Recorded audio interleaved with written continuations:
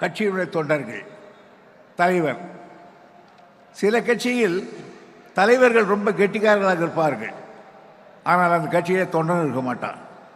சுதந்திரா கட்சி மாதிரி ராஜாஜி இருந்தார், ஆனால் கீழே ஆளலை.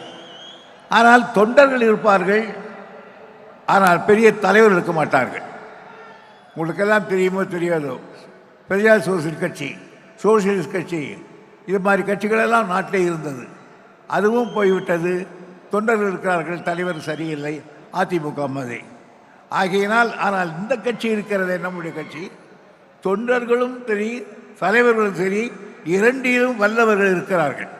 அண்ணா அவர்கள் மறைந்த பொழுது எல்லோரும் சொன்னார்கள், இவர் மறைந்து விட்டார், அண்ணாதுரைக்கு பிறகு யார் இருப்பார்கள் கட்சியில் ஏற்பட்டார்கள். ஆனால் அண்ணாவை அப்படியே உள்வாங்கி அந்த இதயத்தை வாங்கி கொண்டு நான் வருகிற பொழுது தருகிறேன் என்று சொல்லி இதயத்தில் வைத்துக்கொண்டு ஆட்சி நடத்தினார். அண்ணாவின் புகழ் என்றைக்கு நிற்கிற மாதிரி மகத்தான திட்டங்களை போட்டு கலைஞர் அவர்கள் கட்சியையும் ஆட்சியையும் கழகத்தையும் ஒன்றாக சேர்த்து வளர்த்தவர். கலைஞருடைய பொற்காலம் அந்த காலம். அதற்கு பிறகு என்ன சொன்னார், கருணாநிதி மாதிரி வராது, என்ன இருந்தாலும் ஸ்டாலின் சின்ன பிள்ளை மாதிரி இருக்கார். ஆனால் சிறுவிளக்கு உரைக்காதோ, சிறு விளக்கு சிறு தண்ணீர் அரைக்காதோ என்பதை போல நம்முடைய தளபதி அவர்கள் பொறுப்பேற்றார்கள். அவர் பொறுப்பேற்ற பொழுது எல்லோருக்கும் அந்த ஐயம் இருந்தது. ஆனால் நான் சொல்லுகிறேன், நான் அண்ணாவோடு நீண்ட பழகி இருக்கிறேன்.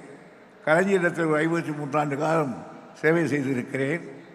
என்னை பொறுத்தவரையில் அவர் இன்றைக்கு நடத்துகிற விதம் கலைஞரையே தூங்கி மிஞ்சி போவார் என்ற எண்ணம் எனக்கு ஏற்பட்டிருக்கிறது. காரணம் அதுதான் பெருமை, அது பெருமை, சிறுமை அல்ல. ஆகையினால் நம்முடைய கட்சியில் தான் தலைவரும் சரி கொள்வார்கள். இதற்கு அடுத்து தளபதி ஒரு காலத்துக்கு முடிந்தால் யார் என்று கேட்டால் அதற்கு அடையாளமாக இன்றைக்கு உதயா அவர்கள் உருவாகி கொண்டிருக்கிறார்கள். எனவே தான் திராவிட முன்னேற்ற கழகத்தை பொறுத்தவரையில் சில கட்சிகள் அழிந்து போகும், தோன்றும். தமிழ்நாட்டில் எவ்வளோ கட்சிகள், காக்கா தேக்கா மாக்கா கொங்கு கட்சி ஆரம்பித்தான், ஒரு கட்சி கூட இல்லை. ஆனால் திமுக மட்டும் இருக்கிறது. காரணம், வலுவான தலைமை திராவிட முன்னேற்ற கழகத்தில் இருக்கிறது. எனக்கு இருக்கிற எண்ணம் எல்லாம் இவ்வளவு நாள் இந்த கட்சியில் அழுது காண்டும் பாண்டு வைத்தேன். ஆனால் எனக்கு இந்த கட்சியில் தேவை இன்னும் 100 ஆண்டு காலத்துக்காவது குறைந்த கட்சி திராவிட முன்னேற்ற கழகம் ஆட்சியில் இருக்க வேண்டும் என்பதுதான்.